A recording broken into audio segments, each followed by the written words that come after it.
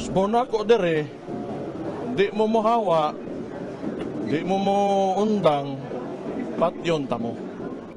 Mga kabayan, matapang at walang takot na nagbabala si Davao City Mayor Sebastian Baste na itutumba niya ang mga durugista at tulak ng ipinagbabawal na gamot sa kanilang syudad.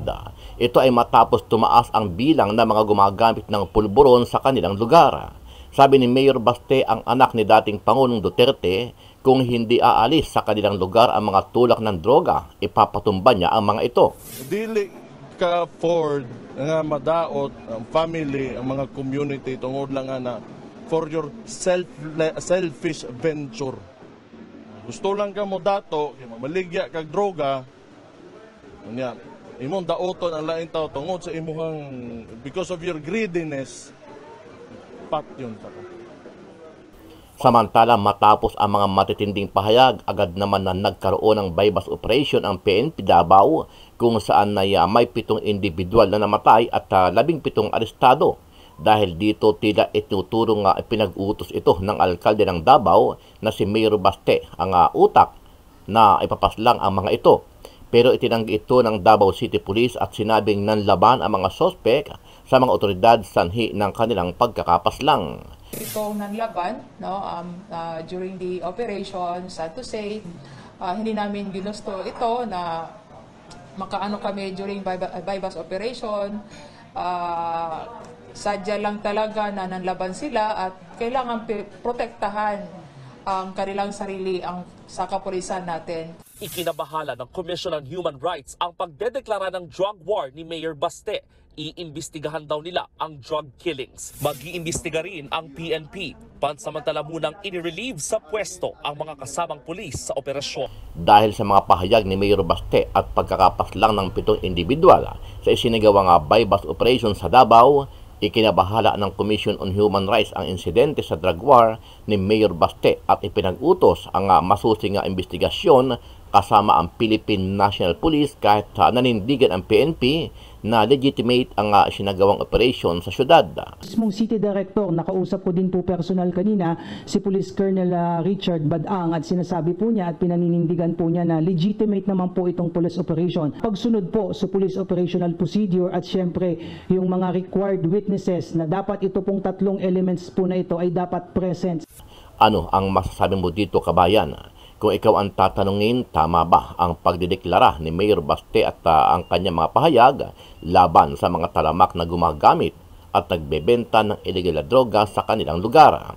Sama-sama nating panuurin ang buong video at pakicomment nyo po ang inyong mga reaksyon at sariling opinyon. Pero bago yan, muli po ako nag-iimbita sa mga hindi pa po nakasubscribe sa ating channel na Kabayan News PH, pakipindot po ang subscribe button at pakiclick na rin ang notification bell para lagi kong updated sa mga bagong upload natin na legit at napapanahong balita. Maraming pong salamat. Bona ko dire, di mo mohawa, di mo undang, patyon tamo.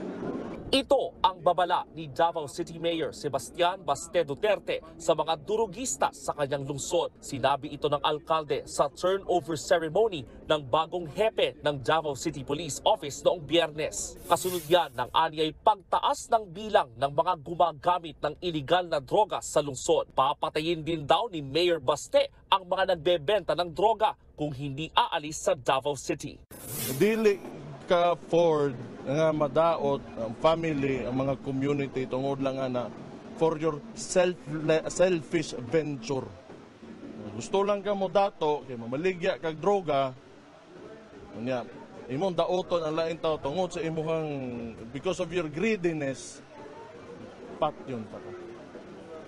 Pagkatapos niyang sabihin ng alkalde noong Biyernes, 7 drug personalities ang namatay sa magkakahiwalay na buy-bust operations. 17 naman ang naaresto. Pero giit ng Davao City Police, normal na operasyon at walang kinalaman ang banta ni Mayor Baste sa sunod-sunod na patayan. Kinabahala ng Commission on Human Rights ang pagdedeklara ng drug war ni Mayor Baste.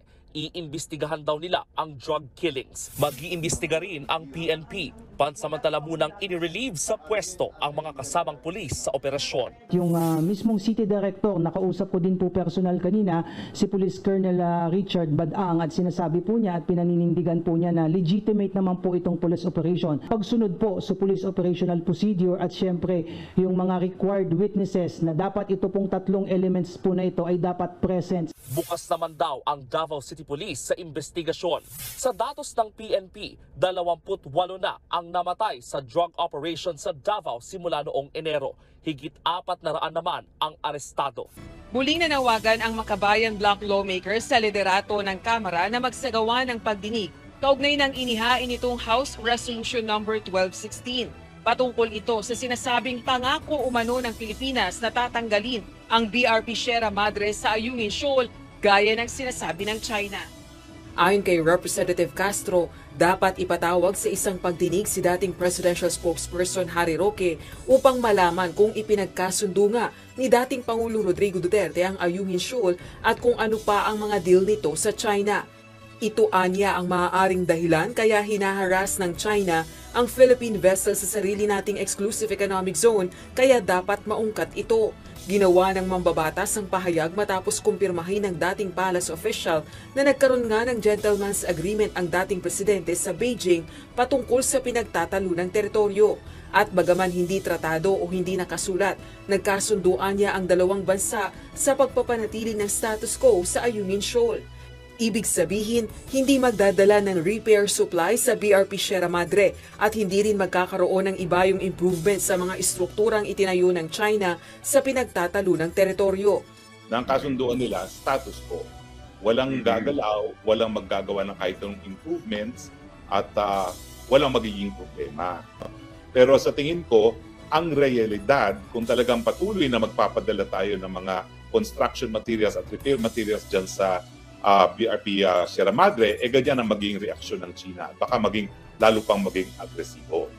Itinanggi naman ni Attorney Roque na sa ilalim ng dating administrasyong Duterte nangyari ang napaulat na pangako ng Pilipinas sa China na tatanggalin umano ang BRP Sierra Madre sa Ayungin Shoal. Monako dire. Punta na po tayo rito sa ibang balita. No? Ito hindi na po nakatiis si Paulo Duterte. Alam niyo naman siya talaga yung panganay na anak, no? Nagsalita na po siya dito sa Akbayan kasi grabe na itong mga tauhan ni Hontiveros eh. Ito po ang partido ni Hontiveros eh, sa mga hindi po nakakalam. Grabe na rin po yung ginagawa nila sa mga Duterte, no? Na lahat na lang ng kasalanan ng Pilipinas ay binibintang sa mga Duterte. Family, ang ito mga po ang sinabi ni for your selfish venture. The question on the actions of Chinese vessels in the WPS should be directed to the Chief Architect of Foreign Policy, the Secretary of National Defense, and the Secretary of Foreign Affairs. Yan yung matagal na natin sinasabi. No? Kung sino po yung mga taong dapat umaksyon, sila dapat. Sila lang dapat yung nagsasalita. Kasi ang dami nagsasalita eh. Gusto nyo magsalita lahat. Iba-iba sinasabi. Tignan nyo, iba naman yung sinasabi ni Roque. Iba na naman yung sinasabi ng mga ibang meron. Diba? Ayan yung problema sa atin. Maraming epal. Dapat, pero yung mga totoong concern, yung mga chief architect, yung presidente, wala po kayo narinig na video, napanood na video na tungkol dyan. Kasi, alam nyo kung bakit? Nag-iingat siya eh. Hindi nyo ba naiisip yung... Hindi ko masisisi yung gobyerno natin. Kasi nakakasyak po yan eh. Yan na po pinakamalalang pambubomba. Maingat po masyado yung chief architect ng ating foreign relations, yung presidente ng Pilipinas. Tapos gusto nyo lahat ng tao magsalita laban kung saan? Nagsalita na si Kiko. Natigil ba? Nagsalita na si Roque. Natigil ba? Nagsalita na kung sino-sinong tao. Natigil ba yung pambobomba sa atin? Hindi naman kasi yan yung solusyon. Dagdag pa. ni Paulo Duterte, ito para tayong sinasampal pare-pareho ng katotohanan. It is not the job of the Vice President or the Secretary of Department of Education to demonize China or any country for that matter. Di ba?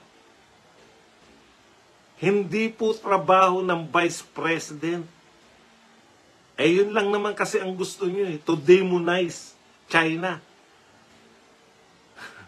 Wala pong kalusot-lusot dyan si Vice President Sara Duterte. Pag nagsalita si Vice President Sara Duterte ng mas magaling kaysa sa... hindi pa kasi nagpapahayag ang Pangulo. Yung video, wala pa eh.